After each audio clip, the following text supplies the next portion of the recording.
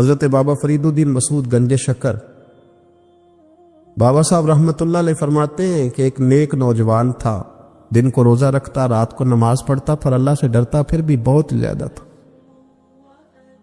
بڑا ہی ڈرتا تھا۔ موت کا وقت آیا تو ماں ہی تھی بس اس کی، تو ماں سے کہنے لگا اماں تو میری ماں ہے، میرے ساتھ 3 وعدے تو کر۔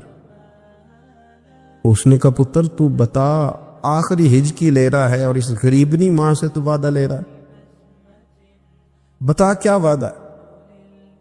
تو عرض کرنے لگا اماں جب میں مر جاؤں نا تو میرے گلے میں رسی ڈال کے تو مجھے گھمانا گھر کے صحن میں، اور لوگوں کو کہنا جو رب کی نافرمانی کرے اس کا یہی حال ہوتا ہے۔ یہ اعلان کرنا جو اللہ کے نافرمان ہوں ان کا یہی اشر کیا جانا چاہیے۔ اور اماں پھر دوسرا وعدہ کر، میرا رات کو جنازہ اٹھایا جائے، میں نہیں چاہتا کہ کسی کے منہ سے یہ لفظ نکل جائے کہ وہ دیکھو اللہ کا نافرمان جا رہا، رات کو میرا جنازہ اٹھانا۔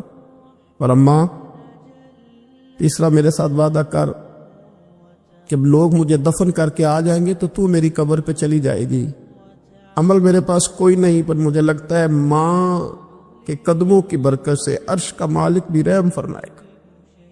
اماں تو وعدہ کر کہ میرے ساتھ وعدہ کر۔ بابا صاحب رحمۃ اللہ علیہ فرمانے لگے کہ بوڑھی ماں نے وعدہ کر لیا، کہا بیٹے ٹھیک ہے اگر تیری یہی ضد ہے تو میں تیار ہوں۔ پھر اس نے کلمہ شہادت پڑھا، اس نوجوان کی روح پرواز کر گئی۔ بوڑھی ماں نے رسی منگائی تو وَلِمَنْ خَافَ مَقَامَ رَبِّهِ جنتان، جو ڈر جائے، اس نے تو کہا تھا نا کہ رسی ڈال کے گھمانا اور کہنا یہ اللہ کا نافرمان ہے، اس کا یہی اشر ہونا چاہیے تھا۔ لیکن جب ماں گلے میں رسی ڈالنے لگی تو گھر کے ہر کونے سے آواز آنے لگی خبردار یہ رب کا دوست ہے، اللہ کے دوستوں کے ساتھ اس طرح کا معاملہ نہ کیا جائے، اسے چھوڑ دیا جائے۔ اور کہا تمہیں کچھ بھی اور کرنے کی ضرورت نہیں ہے، یہ تو رب کا دوست ہے اور رب کی بارگاہ میں حاضر ہو گیا۔ کچھ کوئی بندہ کہے گا کہ یہ تو ایک بابا فرید کا سنایا ہوا واقعہ ہے، سنیے بخاری میں حدیث ہے، نبی پاک صلی اللہ علیہ وسلم نے فرمایا، حضرت ابو ہریرہ رضی اللہ تعالیٰ عنہ راوی ہیں، حضور فرماتے ایک شخص مرنے لگا تو اپنے بچوں سے کہنے لگا کہ میں جب مر جاؤں تو مجھے جلا دینا، اور پھر میرے جلے ہوئے وجود کو پیس دینا، پھر مجھے ہوا میں اڑا دینا۔ پتر مجھے اڑا دینا، مجھے بڑا ڈر لگتا ہے، اگر رب نے مجھ سے حساب پوچھا تو میں قابل نہیں ہوں، اڑا دینا مجھے ہواؤں میں۔ اگر اس نے مجھ سے عذاب لیا تو حساب لیا تو بڑا سخت حساب لے گا۔ حضور فرماتے ہیں بخاری میں موجود ہے، اس کے بچوں نے اسی طرح کیا، اس کے مرنے کے بعد اسے جلایا، ہوا میں اڑا دیا۔ اللہ کے محبوب فرماتے ہیں رب کریم نے حکم دیا زمین کو کہ اس کے ذرات کو جمع کرو، زمین نے ذرے جمع کیے، خدا نے حکم دیا تو اس کا وجود پھر سے اسی شکل میں آیا۔ تو رب کریم نے فرمایا یہ جو تو نے وصیت کی تو کیوں کی؟ اللہ جانتا ہے کہ نہیں جانتا؟ یہ کی تو کیوں کی؟ تو وہ پڑا کہنے لگا اللہ میرے اندر تو طاقت نہیں تھی تیرے سامنے کھڑا ہو کے حساب دے سکوں، تجھے منانے کے لیے تیرے خوف سے ڈر گیا، میں ڈر گیا۔ اگرچہ ہمارے بزرگوں نے لکھا ہے کہ آج یہ وصیت کرنا، اس رنگ میں یہ طرز اختیار کرنا درست نہیں، لیکن آپ غور فرمائیے کہ نبی پاک علیہ السلام فرماتے ہیں جب اس نے کہا نا اللہ تو اس سے ڈر کے یہ کیا، تو رب کریم نے فرمایا جا پھر میں نے تیری مغفرت کر دی، کیونکہ اللہ کو پتا تھا یہ دل سے بات کر رہا۔ میرے رسول پاک علیہ السلام نے فرمایا کہ جب رب نہ مانے تو پھر وہ کمزوروں کے صدقے مان جاتا ہے، پھر وہ ضعیفوں کے صدقے مان جاتا ہے۔ فرمایا اللہ تم سے بارشیں روکنا چاہتا ہے پر تمہارے ضعیفوں، کمزوروں، غریبوں کے صدقے، مجبوروں کے صدقے وہ تم پر بارشیں برساتا ہے۔ حضور فرماتے رب اشغاذا اغبر لو اقسم علی اللہ لا برا، کچھ ایسے لوگ ہوتے ہیں کہ ان کے بالوں میں خاک پڑی ہوتی ہے، چہروں پہ مٹی الجھے ہوئے ہوتے ہیں، لیکن اگر وہ اللہ پہ قسم کھا لیں تو اللہ ان کی قسم بھی پوری کر دیتا، قسم بھی۔ حضرت عبداللہ ابن مبارک فرماتے ہیں، ابن قدامہ نے لکھا ہے، فرماتے ہیں بارش نہیں ہوتی تھی مکے میں، قحط پڑ گیا، تو سب لوگ مسجد الحرام سے باہر کھلی جگہ میں نکلے دعا کرنے کے لیے، سب اپنی اپنی دعائیں کر رہے تھے۔ تو میں تھوڑا باہر ہوا تو اچانک ایک غلام آیا، کالا سیاہ رنگ، 2 رکعتیں نماز پڑھ کے تو ہاتھ پھیلائے، تو کہنے لگا اللہ مجھے پتہ ہے یہ جو کچھ بھی ہوا ہے میری نافرمانیوں کی وجہ سے ہوا ہے۔ ناراض ہو گیا نا، تو نے بارش روک لی، ناراض ہو گیا نا، ہمیں سبق سکھانا چاہتا ہے نا، یہ کسی اور کی وجہ سے نہیں، یہ صرف میری نافرمانیوں کی وجہ سے۔ اللہ رحم فرما، تیرے بندے تھوڑی سی بھی سختی برداشت کرنے کی طاقت نہیں رکھتے، کمزور ہیں، ڈر جاتے۔ غلام ہے، دعائیں مانگ رہا۔ حضرت عبداللہ ابن مبارک فرماتے ہیں اس نے چہرے پہ ہاتھ پھیرے تو کالی گھٹائیں چھا گئی، بارش ہونے لگی۔ میں اس کے پیچھے گیا، اس کا گھر ڈھونڈ آیا، تعقب کیا، پیچھا کیا، گھر میں نے تلاش کر لیا، اور گھر کو تلاش کر کے جب میں واپس آیا تو میں نے حضرت فضیل بن عیاض سے ذکر کیا، تو کہنے لگے کسی طریقے سے اسے حاصل کرو۔ فرماتے میں اس کے گھر گیا، اس کے مالک نے مجھے دیکھا تو کہا عبداللہ ابن مبارک میرے گھر، اتنے بڑے ولی، اتنے بڑے درویش، اتنے بڑے محدث۔ میں نے کہا تیرا غلام چاہیے۔ اس نے کئی غلام دکھائے، میں نے کہا نہیں یہ نہیں۔ اس نے کہا یہ بڑے بڑے اچھے ہیں، کوئی سے بھی آپ لے لے، خرید لے۔ میں نے کہا نہیں۔ پھر وہ لاغر صاحب، وہ کمزور صاحب، وہ ضعیف سا نکل کر کے آیا۔ میں نے کہا یہ مجھے دے دو، تو کہنے لگا یہ تو بیچارہ بے ضرر سا آدمی ہے، کیا لے کے کریں گے؟ میں نے کہا نہیں مجھے یہی چاہیے۔ میں اس کو ساتھ لے کے چلا تو راستے میں پوچھنے لگا کہ میرے اندر تو کوئی ایسی بات نہیں تھی، مجھے کیوں خریدا؟ آپ مجھ سے کیا خدمت لیں گے؟ تو عبداللہ ابن مبارک فرمانے لگے میں نے کہا کوئی خدمت بھی نہیں لوں گا، میں تو خود تیری خدمت کروں گا، میں تیرا بیاہ کراؤں گا، تیرے لیے مکان بناؤں گا، میں تیری خدمت کروں گا۔ میں تیرا اور تیرے رب کا رشتہ دیکھ چکا ہوں، میں تیرا اپنے مالک کے ساتھ جو تعلق ہے اسے دیکھ چکا ہوں۔ کہتے میں نے یہ لفظ کہے تو مجھے کہنے لگا 2 رکعتیں پڑھ لوں، اب مجھے لے جانا پر 2 رکعتیں پڑھ لوں۔ کہتے میں نے کہا پڑھ لو۔ تو 2 رکعتیں پڑھنے کے بعد میری طرف دیکھ کے کہنے لگا آقا مجھے اپنا حق معاف کر دینا، میں خدمت نہیں کر سکا۔ پھر کہنے لگا اللہ راز تو کھل گیا، اے اللہ راز تو کھل گیا، اللہ تیرا میرا معاملہ تھا، راز تو کھل گیا، راز تو کھل گیا، اللہ راز تو کھل گیا۔ میں سراپا مخزن راز تھا، میں رہا تھا مدت و راز میں، یہ تو تیرا شوق کے دید کشا کشا مجھے کھینچ لایا مجاز میں، اللہ راز کھل گیا۔ یہ لفظ کہتے کہتے کہتے کہتے اس شخص نے کلمہ پڑھا اور اس کی روح پرواز کر گئی، اس کی روح ہی پرواز کر گئی۔ تو کبھی ان کمزوروں کے ذریعے بھی اللہ کو منایا جا سکتا ہے، تو رب کو منانے کی کوشش کرے، اس کے حضور عجز کی کوشش کرے۔ ہر آدمی اپنے گھر میں بیٹھ کر، اپنے مصلے پہ بیٹھ کر، تنہائی میں بیٹھ کر اس سے کہے، اور یاد رکھنا وہ بڑا کریم ہے اور وہ بڑا قدیر ہے، بڑا قادر ہے، 1 منٹ لگاتا ہے اور ہر چیز اس کے کرم میں نہا جایا کرتی ہے، اس کے فضل میں ہر چیز نہا جاتی ہے۔ بوڑھے بھی دعائیں کریں، مائیں بھی دعائیں کریں۔ حضرت عائشہ صدیقہ فرماتی ہیں، یہ بھی مسلم میں موجود ہے، کہتی ہیں دعا رسول اللہ، کہتے ہیں نبی پاک نے دعا مانگی، حضور نے دعا مانگی۔ سبحان اللہ، کیا لفظ ہیں، کیا وجد آفرین جملے۔ کہتے ہیں دعا رسول اللہ، نبی پاک نے دعا مانگی، ثم دعا، دعا مانگ کر حضور پھر دعا مانگنے لگے۔ حضور نے دعا مانگی اور دعا مانگ کر حضور پھر دعا مانگنے لگے، اور ثم دعا رسول اللہ، تیسری دفعہ فرماتی ہے، کہتی ہیں حضور نے دعا مانگی اور دعا مانگ کر پھر دعا مانگنے لگے، یعنی حضور نے دعا مانگی اور پھر دعا مانگی اور دعا ختم ہو گئی تو تیسری دفعہ پھر دعا مانگی، یعنی حضور نے مانگا۔ کیا کہا حضرت نے؟ فرمانے لگے مانگیں گے مانگے جائیں گے، منہ مانگی پائیں گے، سرکار میں نہ لا ہے نہ حاجت اگر کی ہے، مانگیں گے مانگے جائیں گے، منہ مانگی پائیں گے۔ حضور نے دعا مانگی اور دعا مانگ کر پھر دعا مانگی اور دعا مانگ کر پھر دعا مانگی۔ تو نبی پاک صلی اللہ علیہ وسلم کا تو اللہ سے مانگنے کا، اس کو منانے کا یہ طریقہ۔ حضرت عبداللہ ابن عمر فرمانے لگے، یہ لفظ ابو داؤد شریف میں موجود ہے، ذرا ان کا بھی ذائقہ محسوس کیجئے گا۔ حضرت سیدنا عبداللہ ابن عمر فرماتے ہیں میں حضور کی مجلس میں حاضر تھا، حضور مانگنے لگے اللہ سے، حضور اللہ سے مانگنے لگے۔ میں تو کئی دفعہ یہ دعا بھی مانگنے لگ جاتا ہوں کہ اللہ تو ان دعاؤں کی طرف تو دیکھ جو تیرے رسول نے ہمارے لیے مانگی، اللہ تو ہمیں تو نہیں نا مانگنا آتا، نہیں طریقہ آتا، نہیں سلیقہ آتا، نہیں انداز آتا، ہم تو بے توجہ سے لوگ ہیں، بیٹھنے کا ڈھب نہیں آتا ہمیں تو ہاتھ اٹھانے کا سلیقہ نہیں آتا، اب تو وضو کرنے کے اس طریقے سے آشنا نہیں پڑے۔ اللہ تیرے محبوب نے تو خوب مانگا ہے نا تجھ سے، تیرے پیارے حبیب علیہ السلام نے تو تجھے منایا ہے نا ہمارے حق میں، تو اللہ تو ان دعاؤں کی طرف تو دیکھ۔ حضرت عبداللہ ابن عمر رضی اللہ تعالیٰ عنہ فرماتے میں حضور کی مجلس مبارکہ میں بیٹھا تھا، ابو داؤد شریف میں موجود ہے، کہتے ہیں حضور دعا مانگ رہے تھے۔ دعا کیا تھی؟ دعا حضور یہ مانگ رہے تھے، رب اغفر لی، یا اللہ ہمیں بخش دے، وتب علی، اللہ ہماری توبہ قبول فرما، انک انت التواب الرحیم، بے شک تو توبہ قبول کرنے والا اور رحم کرنے والا۔ حضور دعا مانگ رہے تھے، اے اللہ رب اغفر لی، یا اللہ ہمیں بخش دے، وتب علی، اور ہماری توبہ قبول فرما، انک انت التواب الرحیم، بے شک تو توبہ قبول کرنے والا اور رحم کرنے والا۔ حضرت عبداللہ ابن عمر فرماتے اس ایک دعا کو ایک ہی مجلس میں ایک ہی جگہ بیٹھ کر میرے نبی پاک نے اپنی زبان اطہر سے 100 مرتبہ ادا فرمایا۔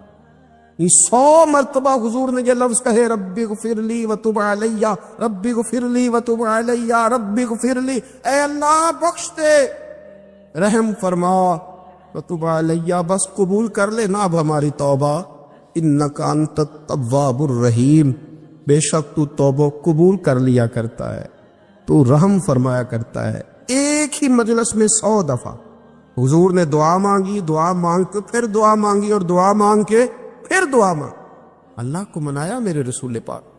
حضور نے ہمیں بتلایا اسے مناؤ، اس کی بارگاہ عالی مرتبت میں جھکو، اور حضور نے خود بھی یہ طریقہ ہمارے سامنے بطور سنت کے چھوڑا، اور پھر نبی پاک صلی اللہ علیہ وسلم نے آگے بڑھ کے ہمیں کچھ اور باتیں بھی ارشاد فرمائی۔ حضور نے ہمیں بتلایا کہ پچھلے لوگ اپنے رب کو کیسے مناتے تھے، وہ کس طرح اس کے حضور ناز عرض کرتے تھے۔ حضور نے ہمیں اللہ کو منانے کے طریقے بھی بتلائے، فرمایا جب ماں باپ دعا مانگیں گے اولاد کے حق میں تو وہ مان جائے گا۔ حضور علیہ السلام نے فرمایا جب مسافر دعا مانگے گا تو اللہ مان جائے گا۔ فرمایا میرے رسول کریم نے جب بیمار دعا مانگے گا تو اللہ مان جائے گا۔ اور سید عالم علیہ السلام فرمانے لگے جب تمہارے ضعیف، کمزور، مجبور لوگ دعا مانگیں گے تو اللہ مان جائے گا۔ اور حضور نے فرمایا جب تم فرض ادا کر کے دعا مانگو گے تو اللہ مان جائے گا۔ اور میرے محبوب نے فرمایا جب پچھلی رات اٹھ کے تم اس کے حضور عرض کرو گے تو وہ تمہاری دعاؤں کو قبول کر لے گا، وہ تم مان جائے گا۔ اور حضور نے ہمیں دن بتائے، فرمایا جمعے والے دن مانگنا مان جائے گا، شب قدر کو مانگ لینا مان جائے گا، شب برات میں دعائیں کرنا وہ مان جائے گا، رمضان کی راتوں میں مانگنا مان جائے گا، قرآن پاک کے ختم کے موقع پر دعا کرنا مان جائے گا۔ طریقے بتلائے۔ اب یہ ہے کہ ہم نے تو مانگنا تھا نا اس کی بارگاہ، ہم نے تو حاضر ہونا تھا، ہم نے تو جانا تھا، اب ہم نے آگے بڑھنا ہے، اس کے حضور عرض کرنا ہے۔ حضور نے ہمیں بتلایا کہ مومن متقی ہوتا ہے نا، پرہیزگار ہوتا ہے، اس نے کچھ نیکیاں بھی کی ہوتی ہیں، جس طرح اسے اپنے گناہوں کا پتہ ہوتا ہے نا۔ تمہارا اندر سے اس کام کے لیے ذوق کیا ہے، شوق کیا ہے؟ اگر وہ بنیاد مضبوط ہے تو پھر عمل کی جو آپ چھت ڈالیں گے وہ ساری چھت بھی مضبوط ہے۔ لیکن اگر ارادے کچے ہیں، کمزور ہیں، سازشیں ہیں، رنجشیں ہیں، اندر معاملات گڑبڑ ہیں، تو پھر کبھی دیواریں مضبوط ہو سکتی، نیتیں اچھی کرے۔ بڑی سادی مثال، بڑی صاف ستھری، مولا کائنات شیر خدا حضرت علی المرتضیٰ کرم اللہ تعالی وجہ الکریم نا، آپ ایک جگہ جنگ لڑنے کے لیے گئے، جہاد ہو رہا ہے۔ عرب کے جو لوگ ہوتے تھے وہ دشمن کو سزا بڑی سخت دیتے تھے، بعض لوگ مطالبہ بھی کرتے ہیں نا سخت سزا کا۔ ہمارا سرائکی کا ایک شاعر ہے، وہ کہا کرتا ہے جے تانگی ساڑھی زندگی تو تے دے سخت سزا تیری جان چھٹے، ساکو مار نہ شاکر قسطاں وچ یک لخت مکا تیری جان چھوٹے۔ عرب کے لوگ نا سخت سزا دیتے تھے، سخت، وہ اذیت دیتے، کبھی انگلی کاٹ دیتے، کبھی ہاتھ کاٹ دیتے، مختار سقفی نے جب امام علی مقام رضی اللہ تعالیٰ عنہ کے قاتلوں کو قتل کیا تو زیادہ تر کی گردنیں نہیں کاٹی تھی، بلکہ اس نے ہاتھ پیر کاٹ کے لوگوں کو جنگلوں میں پھینک دیا تھا، تڑپ تڑپ کے لوگ مر گئے۔ اسلام اس اذیت کا قائل ہے۔ اہل عرب اذیت دیتے تھے، بلکہ دشمن جب نڈھال ہو کے گر جاتا تھا نا تو اس پر گھوڑے دوڑا دیتے تھے، گھوڑے دوڑ جاتے تھے اس پر، لاشیں مسک کر دیتے، ناک کان آنکھیں نکال ڈالتے تھے، ٹکڑے کرتے تھے وجود کے، اذیت دیتے تھے۔ تو جب کوئی آدمی کسی کے نرغے میں آ جاتا تھا نا، قابو میں آتا تھا، تو اس کی خواہش ہوتی تھی کہ میں مارنے والے کو غصہ دلاؤں تاکہ مجھے جلدی مار دے، اذیت نہ دے، تکلیف نہ دے، مجھے جلدی مار ڈالے، جلدی قتل کر ڈالے۔ یہ ان کا مزاج ہوتا تھا، رویہ ہوتا تھا۔ حضرت مولا علی شیر خدا کرم اللہ تعالی وجہ الکریم دشمن پر غالب آ گئے۔ جب غالب ہوئے تو اس نے معاذ اللہ حضرت علی پر تھوک دیا۔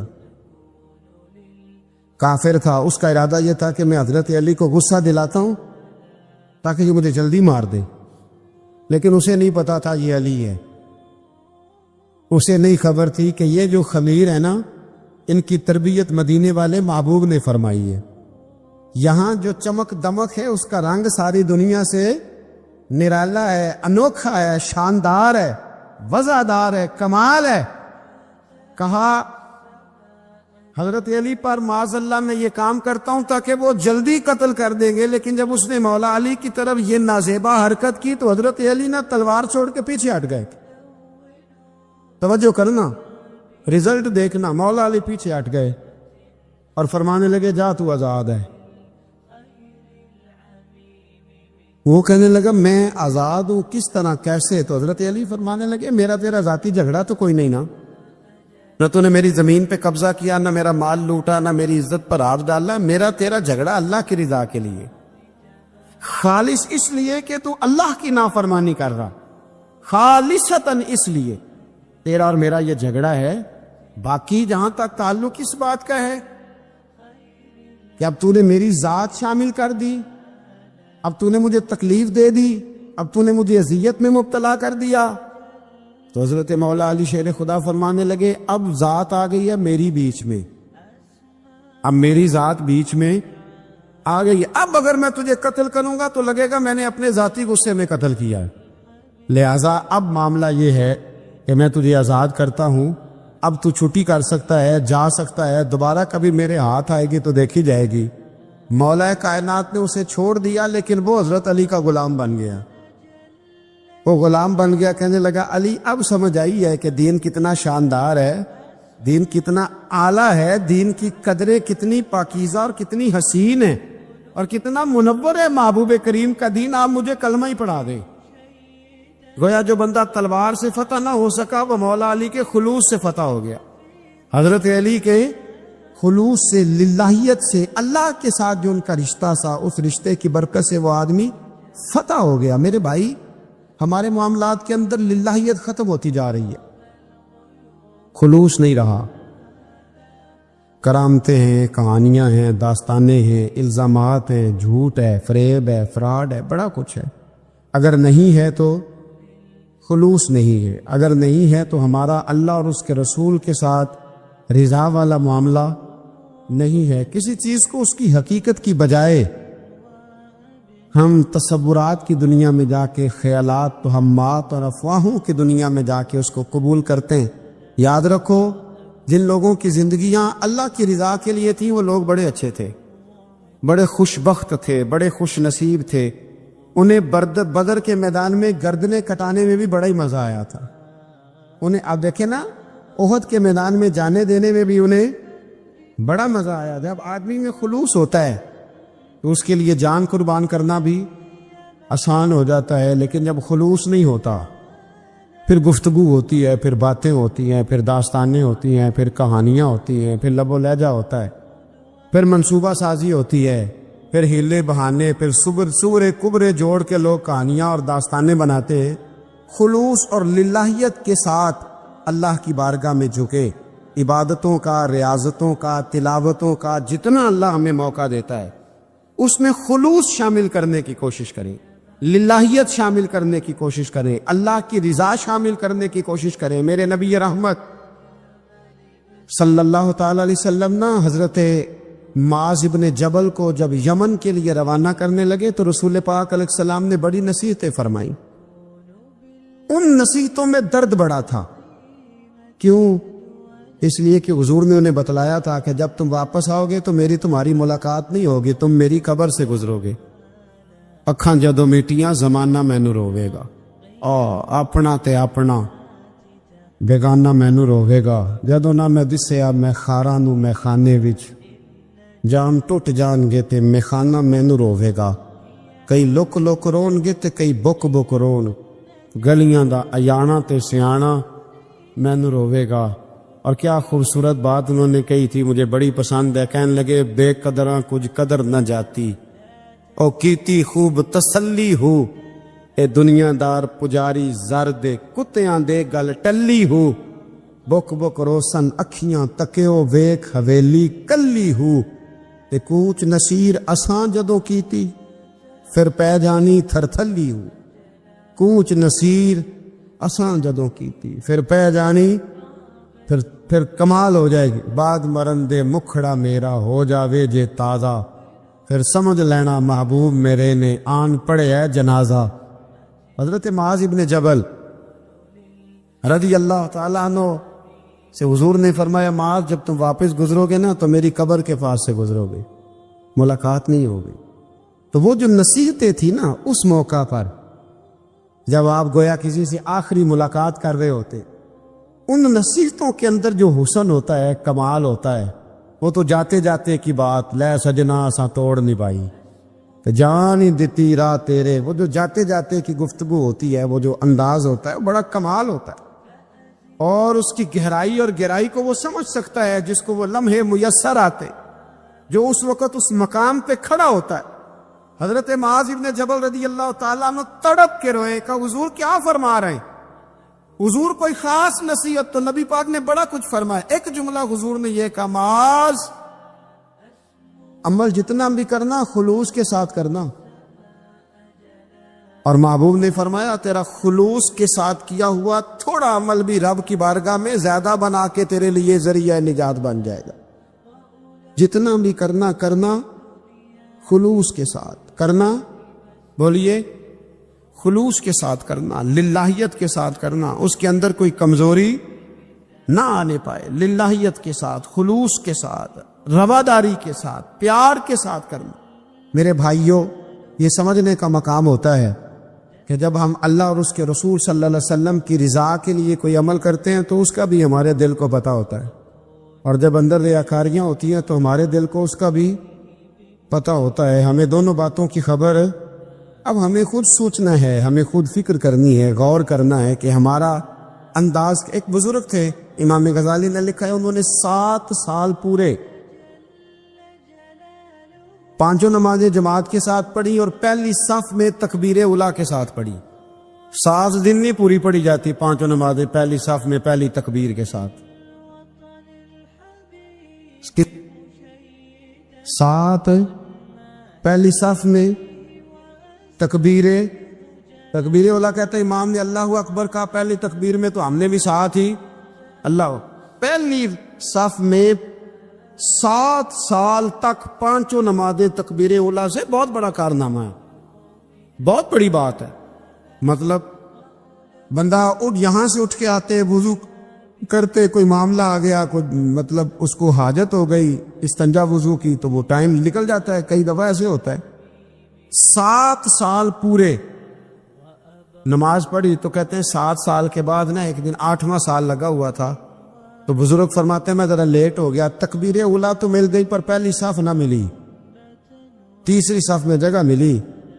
بزرگوں کے تقوی دیکھیے گا، فرماتے تیسری صف میں میں نے نماز پڑھی تو میرے دل کے اندر خیال آیا، یار لوگ کیا سوچیں گے کہ اتنا اچھا اس کا ریکارڈ تھا، پہلی صف میں یہ نماز پڑھتا تھا تو آج تیسری صف میں لوگ کیا سوچیں گے۔ فرماتے ہیں جب یہ لفظ زبان پہ آیا تو میرا ضمیر بول پڑا،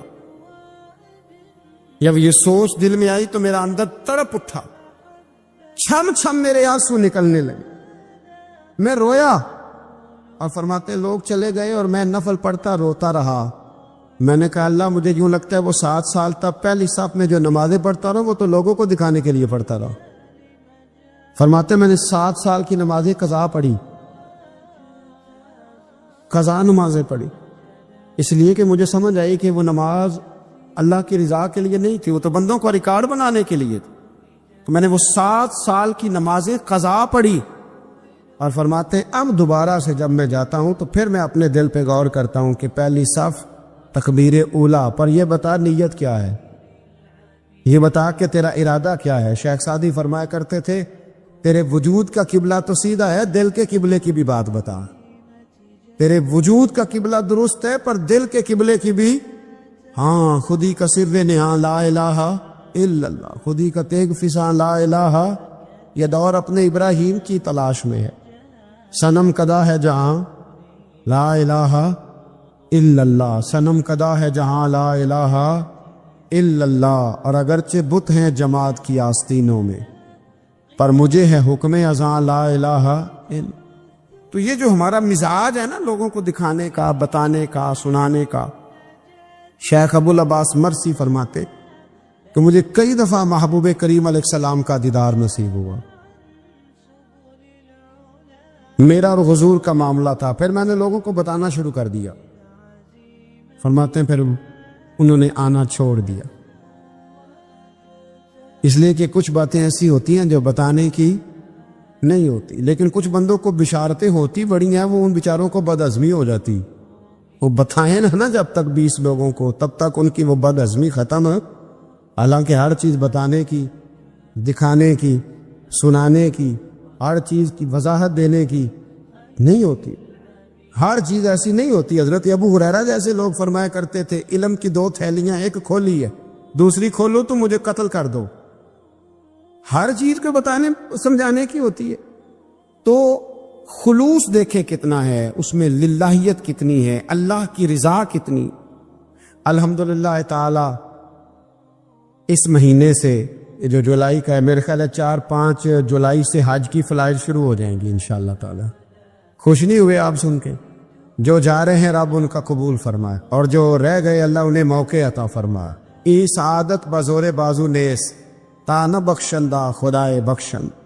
یہ سعادتیں بازو کی قوت سے نہیں ملتی، تبھی ملتی ہیں جب اللہ عطا کرتا ہے، جب رب اپنے فضل سے عطا کرتا ہے پھر یہ سعادتیں ملتی ہیں. لوگ حج کے لیے جا رہے ہیں، اور آپ کو پتہ ہے حج بھی آج کل ساتھ حج ہوتا ہے، ساتھ سیلفی ہوتی ہے، آخر تک چلتا ہے. ایک بزرگ تھے حضرت ابو مرتعش ان کا نام تھا. وہ فرماتے میرا 4تھا-5واں حج تھا، نفلی حج کرنے کے لیے میں جا رہا تھا. تیاری میری مکمل ہو گئی تھی، 2-4 دنوں میں میری روانگی تھی، ارادہ میرا مضبوط تھا، معاملات سارے طے ہو گئے تھے، بس میں جانے کے قریب تھا. فرماتے ہیں کہ میں ایک دن گھر میں بیٹھا تھا، اماں جی نے نا کہا بیٹا ذرا پتر ذرا پانی کا پیالہ دینا. فرماتے میرے دل میں خیال آیا کہ ایک تو میں عالم ہوں، صوفی ہوں، درویش ہوں، مولوی ہوں، اور دوسرا یہ کہ میری کل پرسوں تیاری بھی ہے، تو پانی تو چھوٹا بھائی بھی دے سکتا ہے، یہ کام کو بچہ بھی کر لے گا. میں نے چھوٹے کو اشارہ کیا ذرا پانی دینا، وہ گیا اور مٹکے سے پانی بھر کے اماں کو دے دیا. کہتے جب اس نے اماں کو پانی دیا نا تو میرے اندر پھر مد و جزر شروع ہوا، پھر میری ضمیر کی آوازیں اٹھنے لگی، پھر اندر سے بلندی ہونے لگی، پھر آوازیں آئیں، اور پھر میں نے اعلان کیا. میں نے کہا اوہو یہ کیا ہوا؟ سینکڑوں اور ہزاروں میل حج کرنے کے لیے جانا میرے لیے آسان ہے، اور یہ 2 قدم اماں کو پانی دینا میرے لیے مشکل ہے. یہ کیا بات ہوئی؟ حالانکہ حج کرنے سے بھی اللہ نے راضی ہونا تھا، اور اماں کو پانی پلانے سے بھی اللہ نے راضی ہونا تھا. پر یہ میں کس جگہ کھڑا ہو گیا ہوں کہ سینکڑوں میل اور ہزاروں میل جا کے حج کرنا میرے لیے آسان ہے، لیکن پانی بھر کے لانا میرے لیے مشکل ہے. چند قدموں کے فاصلے پہ مٹکا پانی کا پڑا ہے. فرماتے ہیں بس اسی وقت پہ مجھے سمجھ آئی کہ وہ حج میں لوگوں نے ذرا حاجی حاجی کہنا ہے نا، حج میں لگا شور اٹھے گا نا کہ چھٹا حج کر کے آیا ہے، حج میں ذرا آوازیں اٹھیں گی نا ماشاءاللہ کیا بات ہے، پھول ڈلیں گے. اور پتیاں گریں گی اور نام ہوگا، لیکن اماں کو پانی دینے سے کسی نے اعلان تو نہیں نہ کرنا، شاباش تو نہیں نہ دینی، کسی بندے نے آواز تو نہیں نہ اٹھانی۔ فرمایا میں اسی وقت اسی لمحے اٹھ کے ماں کے قدموں میں بیٹھا اور پیر پکڑ کے کہا ماں مجھے معاف کر دے۔ ماں کہنے لگی بیٹے کیا ہوا؟ میں نے کہا ماں مجھے سمجھ آ گئی، آج میرا نفلی ہے، میں اس سال نہیں جاؤں گا، اگلے سال جاؤں گا، اب یہ پورا سال میں تیری نوکری کروں گا، میں تیری خدمت کروں گا، تیرے پیر دباؤں گا، تیرے لیے کھانا لاؤں گا، میں تیری ڈیوٹی کروں گا، اس لیے کہ مجھے سمجھ آئی ہے کہ نیکی کا پاک نبی دے گئے سو اندر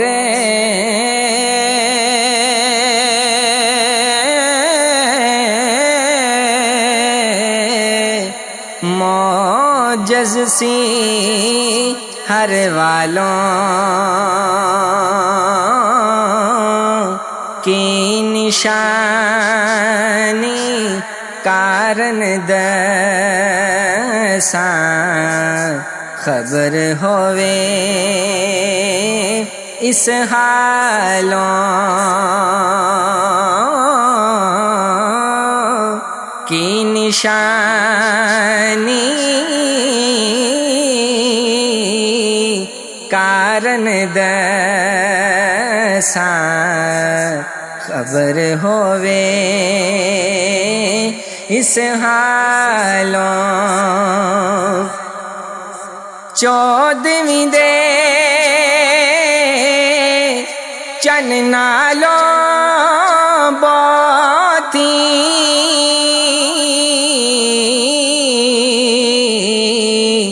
چہرے نور صفائی جاں حضرت مکھ کرن برابر اٹھے او دی روشنائی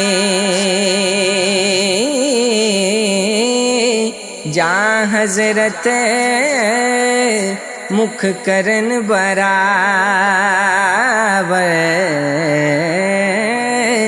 جاں حضرت مکھ کرن برابر اٹھے او دی روشنائی صاحب حسین جمال گنے دا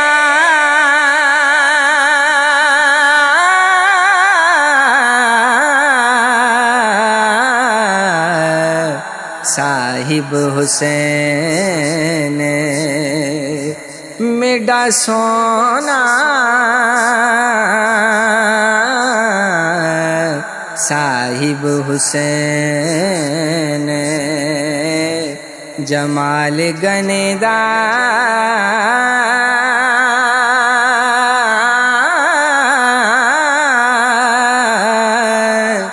روشن چن پیشانی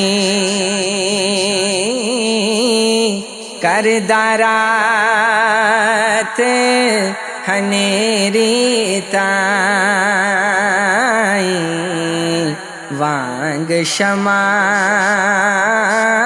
نورانی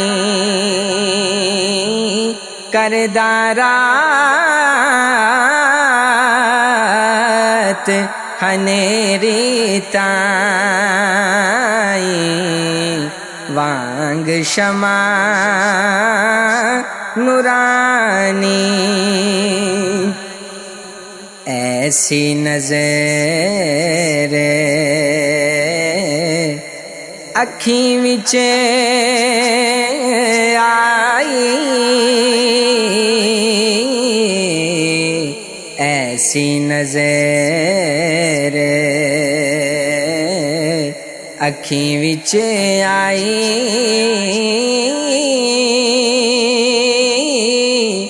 جیسی ہور نہ کسے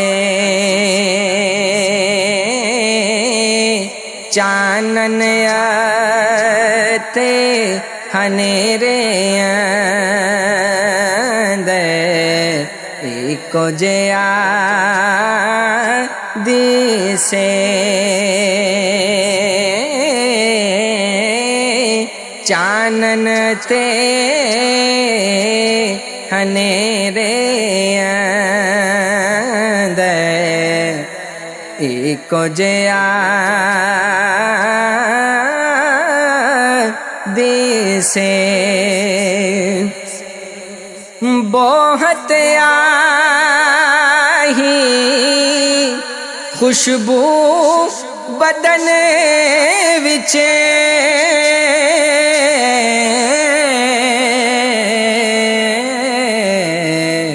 بہت آہی خوشبو بدن وچے جو پاس کھلوندے باس بہشتی اس دی کولوں مغز معطر ہوندے باس بہشتی اس دی کولوں میڈا سونا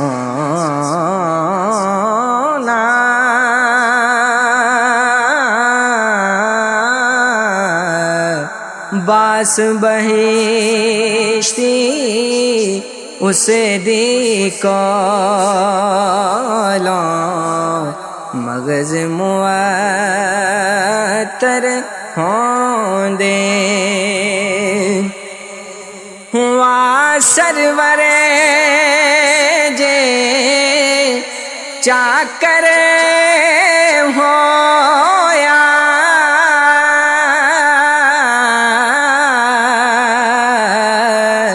بدر حلال او دیدا پورا خال لگائے مکھ تے رنگ بلال او دیدا پورا خال لگائے مکھ تے رنگ بلال